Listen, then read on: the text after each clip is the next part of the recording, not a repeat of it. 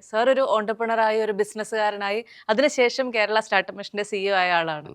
എന്തായിരുന്നു ആ ഒരു ജേർണിയിൽ നേരിട്ട ചലഞ്ചസ്, ഡിഫിക്കൽട്ടീസ് എന്ന് പറയുന്നത്? ഞാൻ ഈ പറഞ്ഞ ഒരു ഫസ്റ്റ് ജനറേഷൻ അങ്ങനെ പറഞ്ഞുകൂടെ. എൻ്റെ അപ്പൂപ്പൻ ഒരു ബിസിനസ്സുകാരനായിരുന്നു. ആ. അദ്ദേഹം ഒരു പെയിന്റ് ആൻഡ് ഹാർഡ്വെയർ കട നടത്തുന്ന ഒരു ട്രേഡറായിരുന്നു.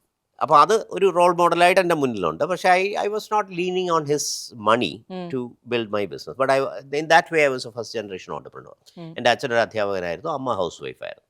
The first challenge is to convince the The- world um, that I am ready to start and you should let me start. നിങ്ങൾ ഉം. എന്നെ അനുവദിക്കണം.